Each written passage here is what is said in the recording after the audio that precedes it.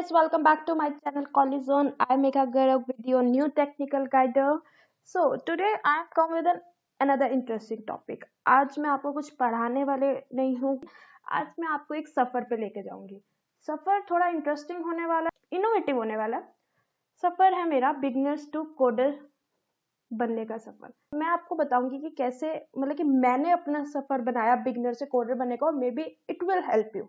ठीक है, मतलब ये आपको अच्छा खासा कोडर बना सकता है. फाइन. तो सबसे पहले हम, मतलब कि मैंने ना क्या किया, कुछ ना गोल सेट किया. गोल 1, गोल 2, गोल 3, गोल 4 एंड गोल 5. ठीक है, एक एक गोल होता जाएगा, अपने दूसरे गोल की तरफ हम मूव करते जाएंगे. सो आई थिंक ये बेस्ट वे है एल कोडर बनने का. ठीक है ना.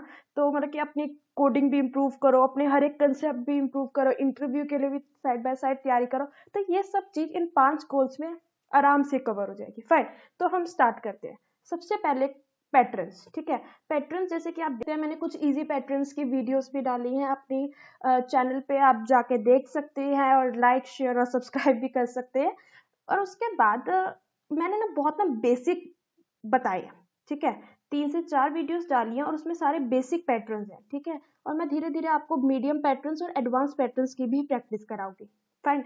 तो अगर आप खुद करना चाहते हैं तो इसकी प्रैक्टिस जीएफजी से मस्ट है. मतलब कि यहाँ पे पैटर्न्स बहुत अच्छे दिए हुए हैं और किसी भी साइट पे आपको इजीली मिल जाएंगे. फाइन.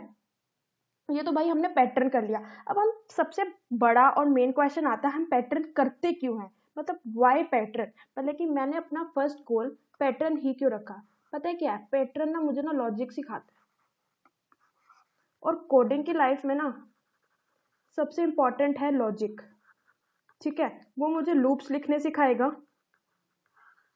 ठीक है, वो मुझे मैथमेटिकल लॉजिक बनाने सिखाएगा. तो उसके बाद मैं अपना अगला स्टेप लेती हूँ मैथमेटिकल एल्गोरिथम्स का. मैथमेटिकल एल्गोरिथम्स ही क्यों मेरा गोल 2 रहा, वो भी मैं आपको बताती हूँ. ठीक है, कई बार ना क्या होता है, इंटरव्यू में जो हमारा सामने बैठा पैनल है ना, वो हमसे पूछेगा कि डियर आप मुझे ना एलसीएम और जीसीडी का कोर्स लिख के बता दो. भाई हमने ना एरे कर लिया, लिंक लिस्ट कर लिया, डीपी कर लिया, बैक ट्रैकिंग कर लिया, सब कर लिया. उसने हमसे सिंपल सा कोड पूछा एलसीएम जीसीडी का, एंड आप नहीं कर पाओगे. अगर आपने ये वाला स्टेप छोड़ दिया ना, अब सॉरी नहीं कर पाओगे, क्योंकि ये बेसिक है जो कि आना बहुत ही ज्यादा जरूरी है. फाइन.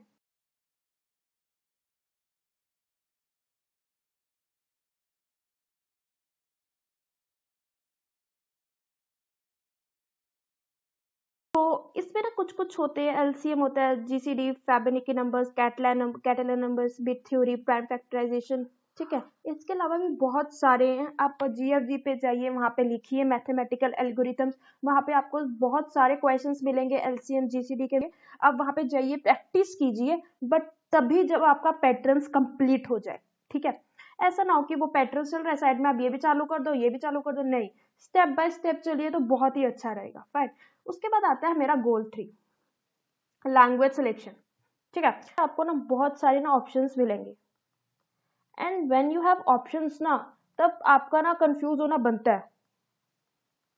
ठीक है, और ये हर एक का बनता है. फाइन. जब हमारे पास ऑप्शंस होती है, चॉइसेस होती है, ठीक है, तो इसमें हम कंफ्यूज होते ही होते हैं. So as a personal recommendation I suggest to pick the language you want. ठीक है ना, जो आपको इजी लगे. किसी के कहने पे मत चलिए कि all will have equal opportunities. ठीक है ना, अगर आप स्किल्ड हो ना, तो आपको हर एक लैंग्वेज में इक्वल अपॉर्चुनिटी मिलेगी. तो अगर अगर मैं अपनी पर्सनल रिकमेंडेशन करूँ तो मैंने C++ और पाइथन करा हुआ है. ठीक है, पाइथन में मॉड्यूल्स थोड़े ज्यादा होते हैं, तो मे बी इंटरव्यू के टाइम आपको थोड़ी प्रॉब्लम हो. वो आपको कह देगा विदाउट मॉड्यूल लिखो, विदाउट एंड एक्सेट्रा. सो मैं पर्सनली कहूँगी प्लस और जावा में से वन पिक कीजिए. They both will give you the equal opportunities. Then next is understanding of concepts. Goal 4. भाई हमने लैंग्वेज तो सिलेक्ट कर ली, C++ कर ली, जावा कर ली, पाइथन कर ली. ठीक है, हमने लैंग्वेज सिलेक्ट कर ली, लेकिन उसके बारे में पढ़ना is the another most important task. ठीक है, उसके बारे में आप पढ़ेंगे तो उसमें आपको कुछ टॉपिक्स मिलेंगे, pointers, structures, classes, dynamic memory allocation, recursion, and बहुत सारे और भी है जो इनके अपने फीचर्स है. ये सारे तो कॉमन फीचर्स हैं ही C++ जावा में.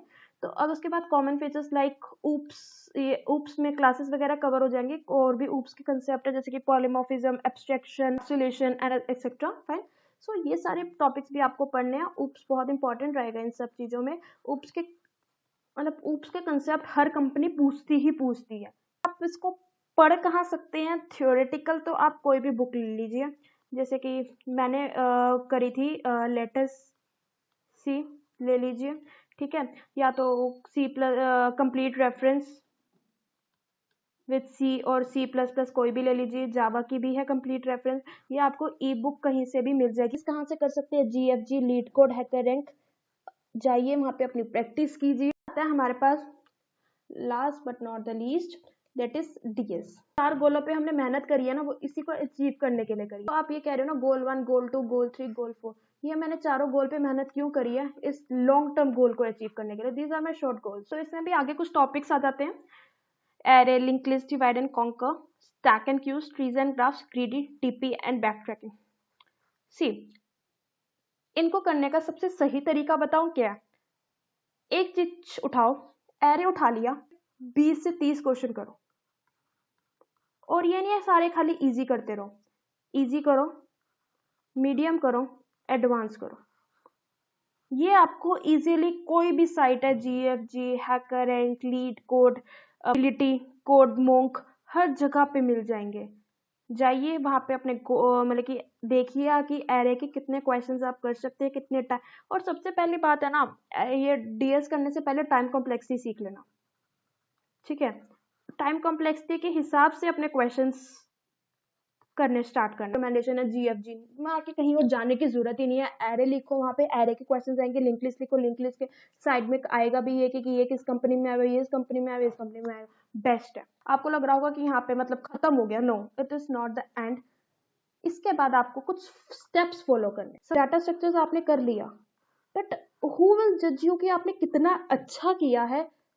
एक तरह से कह सकते हैं आपका परफॉर्मेंस मेजर्स, ठीक है ना। Who will decide your criteria of success ना? फाइन, तो उसके लिए ना सबसे पहले आपका फर्स्ट स्टेप रहेगा कि कुछ ना मतलब कुछ स्टेप्स आपको याद रखने हैं साइड बाय साइड, ठीक है। Join coders community. Coders community का मतलब है कि कोई भी कोडर कम्युनिटी लिंक्डइन पे होती है, व्हाट्सएप पे लोगों ने बना रखी होती है, फेसबुक पे बना रखी होती है, इंस्टा पे बना रखी होती है, कुछ कम्युनिटी बना रखी है लोगों ने, तो वो सारे अपने डिस्कस करते हैं कोड्स का। कोई भी एरर आती है, जैसे कि आप देख सकते हैं स्टैक ओवरफ्लो, ठीक है, in short terms God of code error are you and all that stack overflow will help you. Fine, तो कोडर्स कम्युनिटी एक ऐसी कम्युनिटी होती है जहाँ पे मतलब अपने सारे हम अपने मतलब कि जो भी एरर आ रही है, कुछ भी आ रही है, वहाँ पे शेयर कर सकते हैं। कुछ भी मदद चाहिए तो वहाँ पे अपने सीनियर से, जो भी अनदर लोग होते हैं, उनसे मदद मांग सकते हैं। Fine, after the joining the coders community, let's ratio the second point, that is share your achievements on LinkedIn. It is a very important task यार। देखो ना, क्या होता है ना कि आपने कोई काम किया, ठीक है, तो दुनिया को कैसे पता चलेगा कि ये आपने ही किया? ठीक है, सपोज आपने कोई प्रोजेक्ट बनाया, मैंने आज कोई प्रोजेक्ट बनाया, ठीक है, किसको पता है? मेरे 4 दोस्तों को पता है, इसके अलावा किसको पता है? तो आपको होल कम्युनिटी को बताना है, ठीक है। That is community is that LinkedIn, ठीक है। लिंक्डइन पे जाओ, अपना अकाउंट बनाओ, वहाँ पे अगर आप दिन में कुछ भी कर रहे हो वहाँ पे शेयर करो, ठीक है। वहाँ से क्या होता है, रिक्रूट होने के ना चांसेस ज़्यादा बढ़ते हैं, ठीक है। उसके बाद परफेक्ट, ठीक है, GFG, hacker rank and leet code. Hacker rank पे अपनी रेटिंग बढ़ाओ जाके, practice more and code questions and participate in long challenges of code chef. इससे क्या होगा ना, सबसे पहले रेटिंग। कोड शेफ एक ऐसा प्लेटफॉर्म है जो आपकी रेटिंग बढ़ाता है जब आप चैलेंजेस पे पार्ट लेते हो, ठीक है। जितने ज़्यादा आप चैलेंजेस पे पार्ट लोगे, आपका जो चांसेस होंगे रिक्रूटमेंट के हाई होंगे। कई बार क्या होता है, कंपनीज रिक्रूट कर देती है आपको basis on the long challenges की आप उसमें आपकी रैंक कैसी आई है। अगर आप 7 में से 5 या 6 क्वेश्चन कर रहे हो तो आपका चांसेस है रिक्रूट होने के ज़्यादा, समटाइम्स तो इंटरव्यू भी नहीं रहता है, ठीक है ना। बिना उसके आप आराम से रिक्रूट हो सकते हो, आराम से किसी भी अच्छी खासी कंपनी को ज्वाइन कर सकते हो। और इसमें जैसे कि आपका एक प्लेटफॉर्म है हैकर अर्थ, ठीक है, वहाँ पे डेली बेसिस पे कोई ना कोई कंपनी अपनी रिक्रूटमेंट करती रहती है, तो वहाँ जाओ। कंपनी का टेस्ट तो नहीं चल रहा है, किसी कंपनी का टेस्ट चल रहा है और आने वाली फर्दर कंपनीज में रजिस्टर करो, ठीक है, फिर वहाँ पे टेस्ट दो, इंटरव्यू दो और आप सिलेक्ट हो जाओ। Last but not the least, for the right opportunity.